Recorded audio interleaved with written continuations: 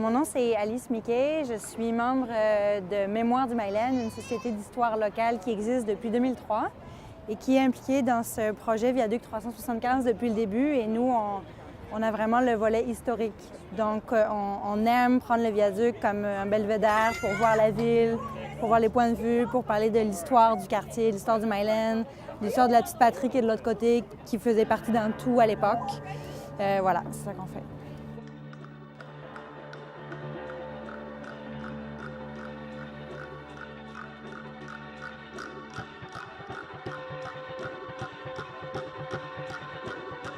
C'est vraiment un petit village.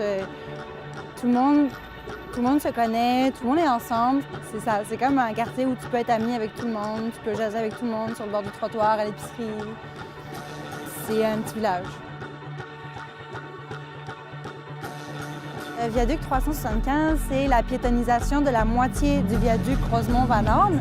Et donc, on reprend cette moitié pour la redonner aux piétons parce que le viaduc Van Horne, c'est une infrastructure routière qui a été construite entre 1970 et 1972 et qui est arrivée dans le quartier de manière assez brutale, qui a nécessité beaucoup de démolitions.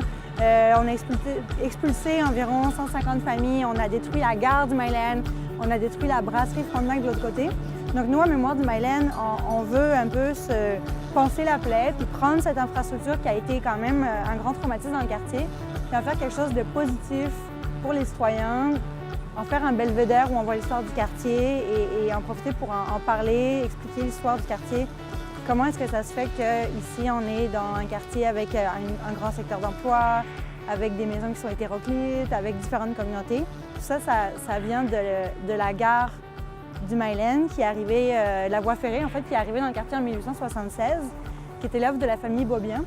Et avoir amené la voie ferrée et une gare ici, ça a amené des manufactures, des industries, ça a peuplé le quartier, ça a fait monter l'urbanisation et c'est ça qui fait que le Myland est aujourd'hui ce qu'il est.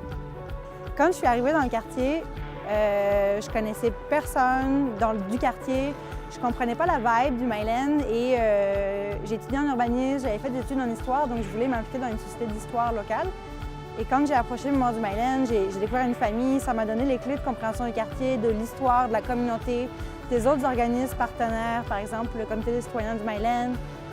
Et ça m'a donné le goût de m'impliquer dans le quartier, dans la ville. C'est le Myland chez nous.